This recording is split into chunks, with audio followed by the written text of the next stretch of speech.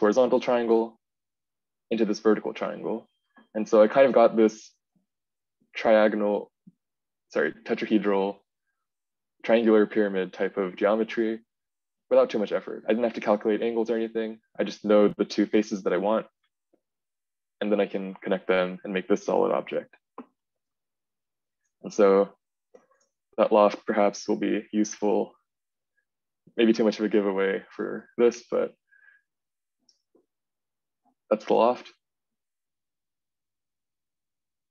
And one more thing that you'll find useful for the challenges. You might remember earlier I said that the only easy way to make a donut is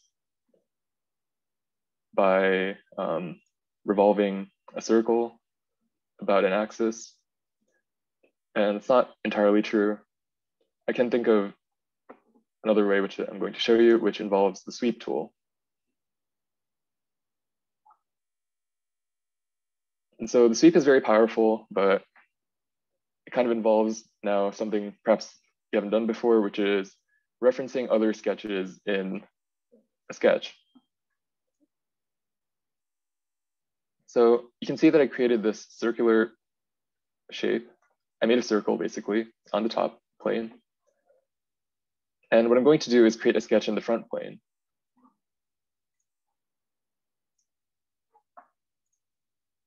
And what I want for this plane is a circle. I'll remind you that my goal is to create a donut right now. And so you can imagine what I'm going for here is that I'm trying to revolve again the circle, but I want it to follow this circular path. So I can kind of sketch a circle here, and you can kind of see this is similar in principle to what I was trying to do with the revolve. But instead, now I have the line through which the circle is going to be swept. And if that doesn't make too much sense, don't worry. Hopefully when the 3D model comes up, it'll make more sense what happens. My main issue right now is that I want this circle to coincide with this circle, which is in an entirely different sketch. So there's a few ways I can do that. One of them is this project tool, which we've used, I think, in CAD 2. What it basically does is it can take a 3D shape or a 2D shape that's not currently part of the sketch and put it into your current sketch, basically. So you can see what happened is that when I converted or projected this circle into my current sketch, it basically turned it into a line that's the diameter. And that's because when you look in this front plane, the only thing that you see of this circle is kind of this line. This whole circle kind of turns into that line when I'm looking in this plane. And so that's why the convert tool kind of does that. So it's very useful now because I have this reference. So I can make these 2 points coincident. And once I've done that, I'm free to use the sweep tool.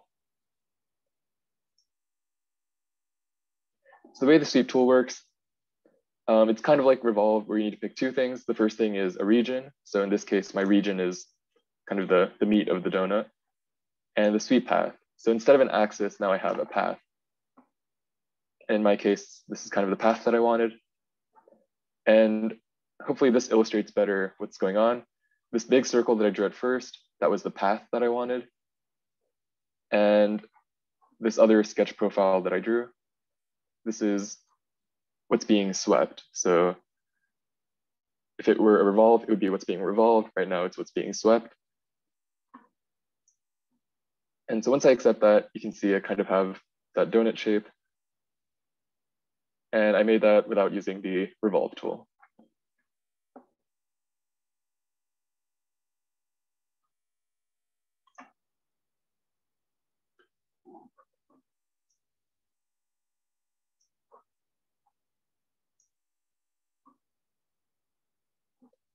So in terms of concepts, that pretty much covers everything that you would need for the challenges. Of course, if any of that was not clear, or you forgot something, or you can't figure it out, just send a message to me. Remember, if you guys don't send me messages during the work time, I'm just sitting here not doing anything. So I want to hear you if you want help.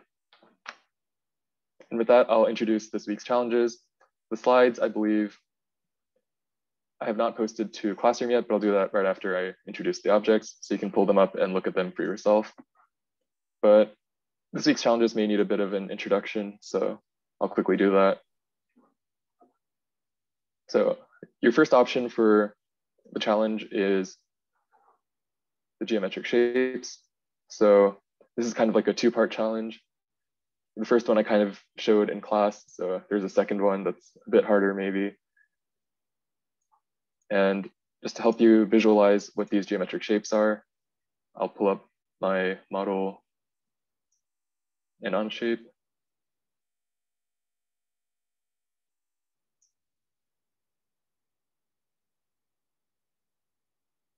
So the first one is kind of this classic pyramid.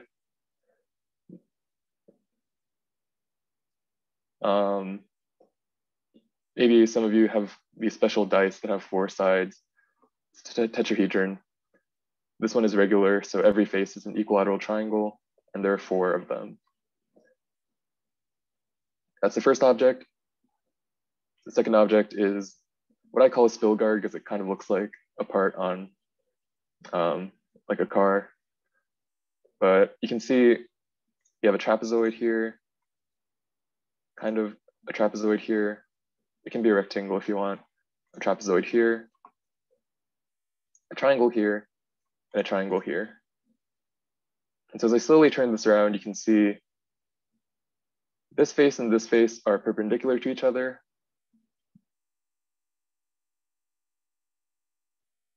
And those are the only faces that are perpendicular. So this is kind of at an angle. This is kind of at an angle. This is kind of at an angle. So if you need me to show any of these models while you're CADing, feel free to ask. I'm happy to. And so that's your first option, to make these 2 things.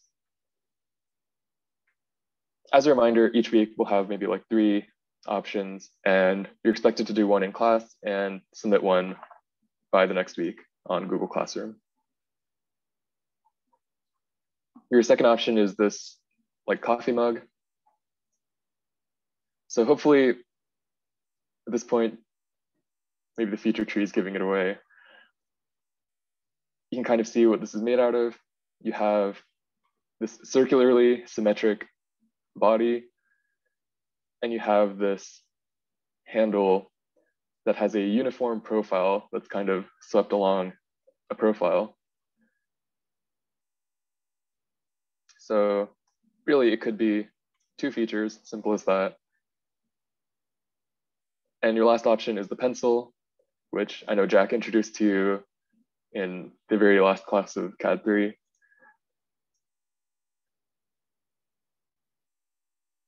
Main thing with this is I kind of want you to close off the back. I'm not sure if Jack showed like an open-ended pencil before. And on the top, just a pointy tip where it kind of has a conical surface. So you can see it's smooth here, like a cone. In the back, it's kind of round. And in the middle, it's just a hexagon.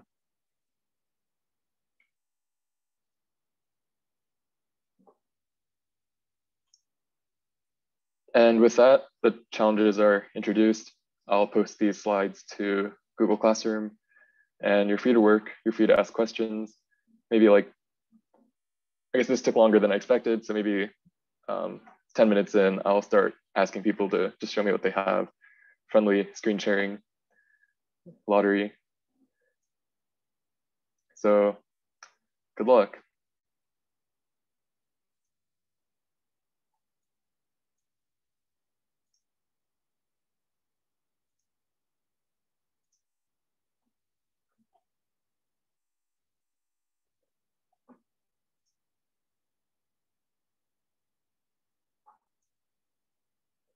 Wait, what were the options? There's a coffee cup and what else? There's the coffee cup, there's the pencil, and there's these two geometric shapes. I'm going to post the slides in just a second on Classroom so you can get the link there and just see it for yourself. And you can just ask me if you want to see the 3D thing kind of moving around. I can also do that for you if you just asked. Let me get that link up for you.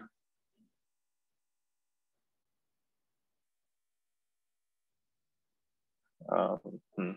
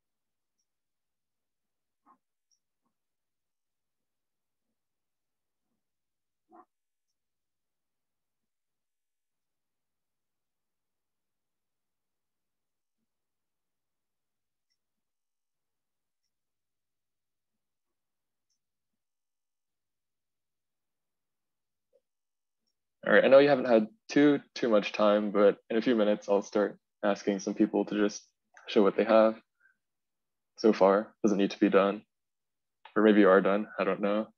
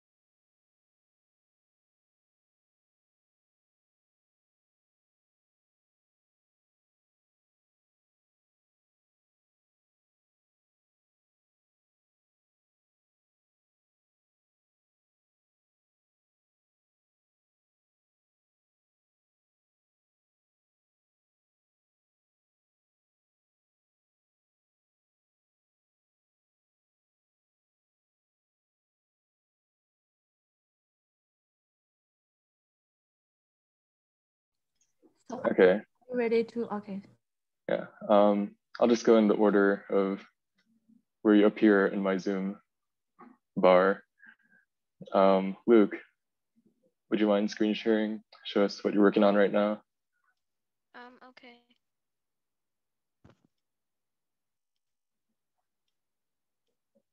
I'm trying to make a coffee mug. Okay. Yeah, it looks pretty good. You can see like the sleek outer profile. Very nice.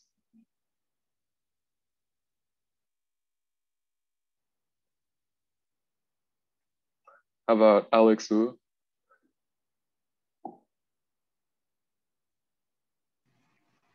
Oh, can I not share yet? I'm still trying to figure out how to make the thing. Okay, that's fine. If you need help, feel free to ask, but if you feel confident, that's great. I'll come back to you later.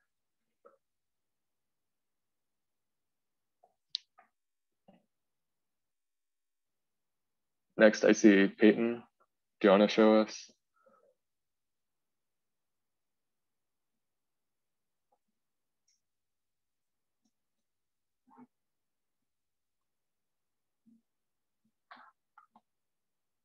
Peyton is still here? I know he has some activity, has to leave, yeah. Peyton is still here? Let us skip, yeah, maybe. It happens.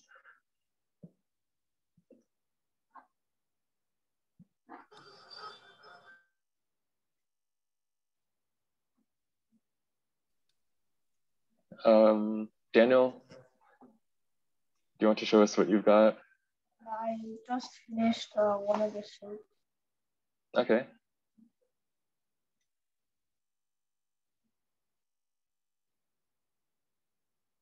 Hey, very nice. Yes, Yeah, you've got one more. If you want to see more angles of the second option, feel free to ask. Hopefully the slide on or the picture on the slide, hopefully is descriptive enough, but.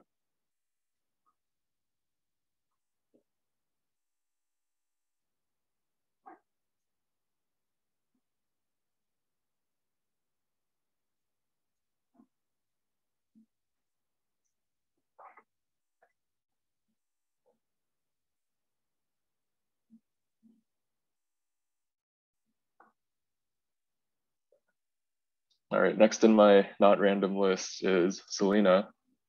Okay.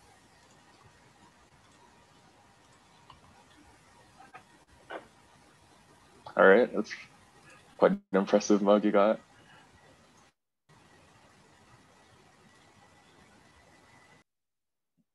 Looking good. If you feel happy with the mug, you can always start on the homework. Or if you're a perfectionist, maybe you can add some more details. It's all up to you. Nice work.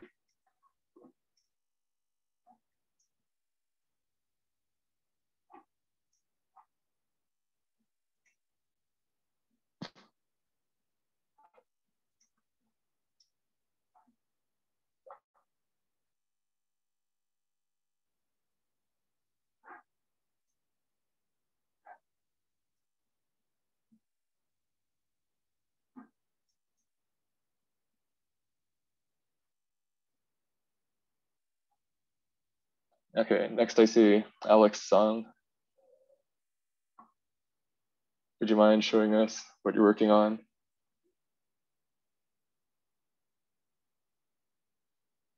All right, looks good.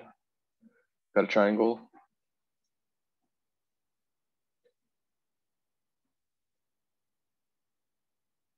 Yeah, if those sketches on the slides aren't that clear, maybe I'll screen share. Well, I'll show it for a short time.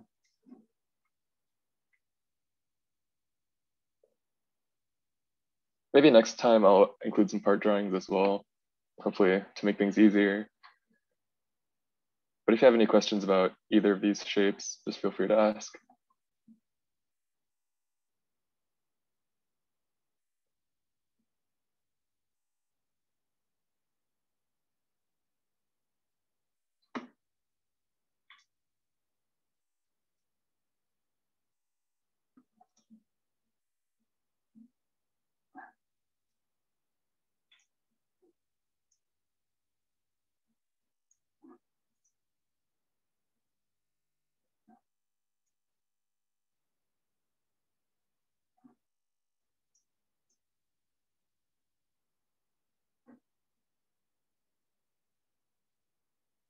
All right, let's see where I was. I think Thomas, would you mind sharing? I'm on a different device. I can just show. Right. Okay. But I was just wondering, it says like when I tried to loft, it said it could not determine the loft direction. Interesting. Could you describe what you're trying to loft? Like I made a trapezoid and then a rectangle, so I can make like the trapezoid shape. Right, that makes sense. Yeah, you might have to play with it a bit. I remember when I was first learning lofts in SolidWorks, it was an immensely frustrating experience because the software just never knows what you're thinking, you know, just can't read your mind.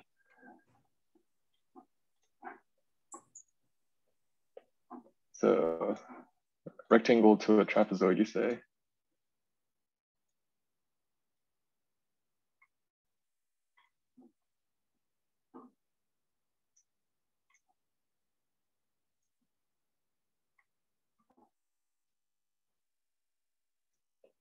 I guess some initial just sanity check questions that come to mind are your profiles both closed? And just make sure they, whoops, that's not what I meant to do. So make sure your profiles are all closed, make sure they like actually touch each other. If that's what you're going for, which it probably is, since you're doing this shape. If you ever have a problem with a tool, what I like to do is just put what I'm doing right now aside, make a new document, and just try to create a simpler version of what I'm doing that uses the tool. And so I do that, do whatever I can to get the tool to work by itself. And then once I figure out how to make the tool work, I try to apply the tool to a different situation that's a bit closer to mine, then a bit closer until I eventually get there. So can't be of much help, unfortunately, without seeing exactly what's happening, but I believe you can do it.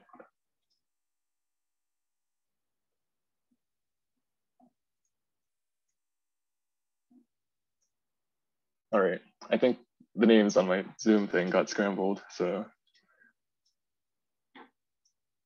let's see. Donna, how are you doing?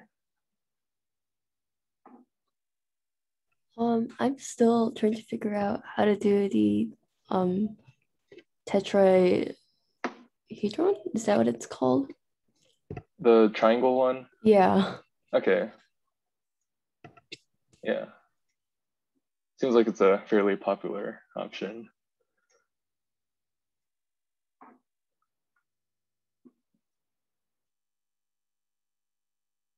I guess, what are you trying to figure out? The loft part, kind of like how to do it. Okay, so could you describe what you have right now? I'll try to recreate what you tell me.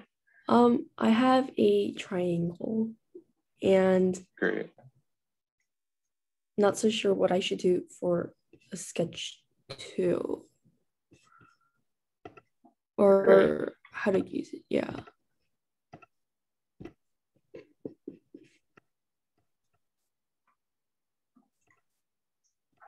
So the tetrahedron might be a bit deceiving. Kind of it's harder than it appears. I'll give it that. And so what I would suggest is, given what you know about how to do lofts right now, you might think that you kind of need to include a 90-degree angle, right? Since we're using planes that are perpendicular to each other.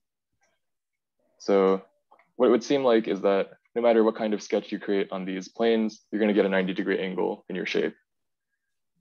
And that is true. So what are you going to do about that?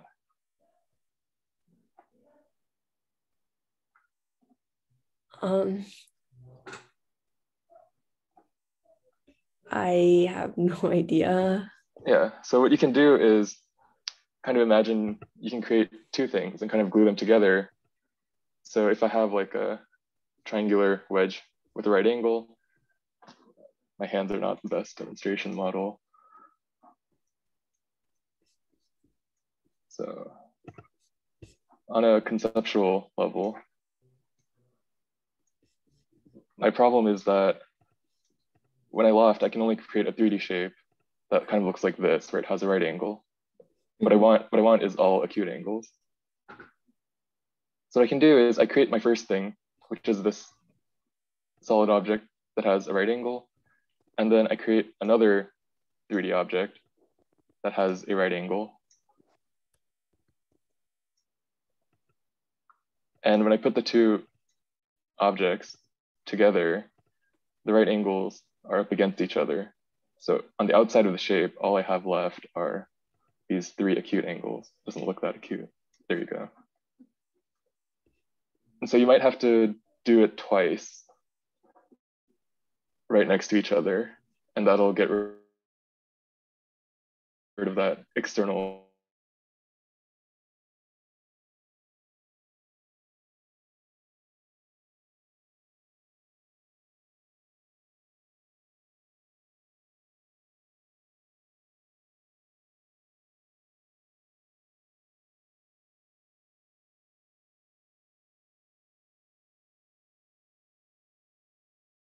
You can imagine if I put two of these shapes together, I would get a desired shape.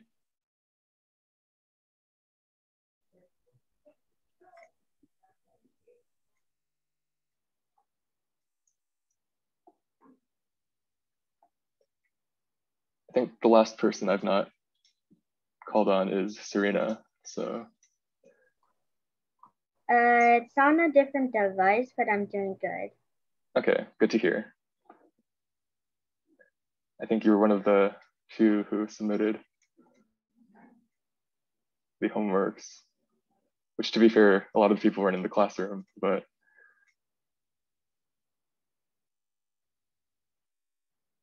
or maybe, I'm not sure, to be honest. Memory is not the best. Anyway, I believe in you, so.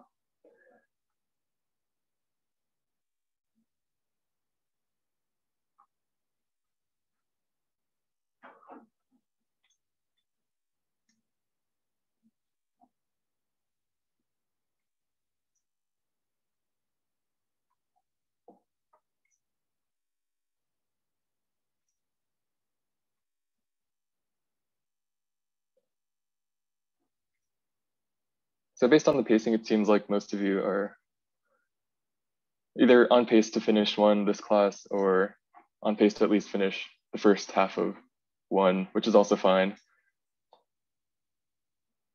When I made this one, I just thought maybe this one alone might not take the whole class. So I had another one, but just try to finish something, turn in what you have to the Google Classroom, and work on the other one for homework as is usual, and submit the other one by Tuesday, also to Classroom.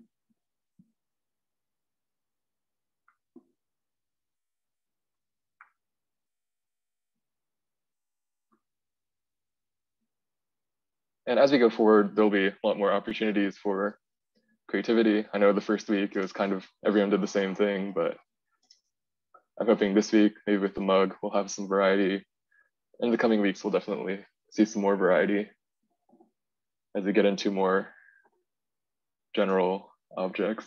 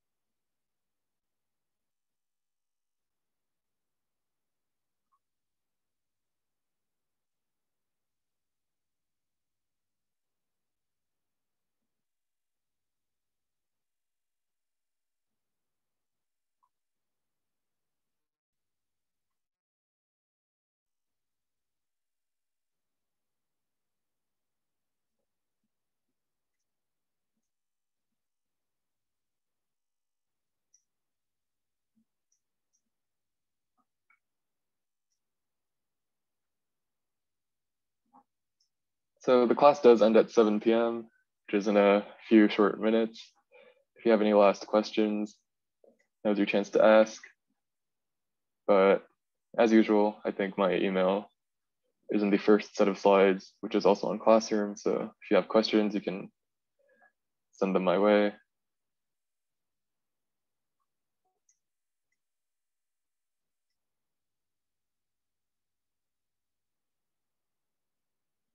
Next week, we'll be looking at, I guess, some more 3D shapes. So continuing to use some of the same tools, maybe just getting more practice with different objects.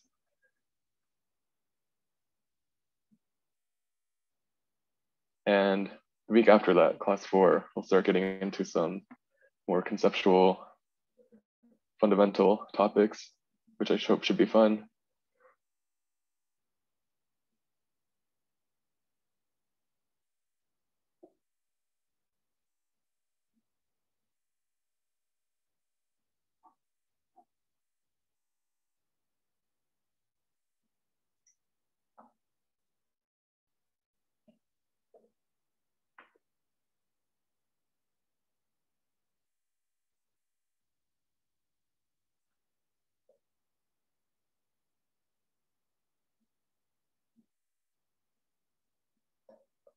Other than that, that's all I had for you this week. Please do your homework, please submit it, and I will see you next week, same time.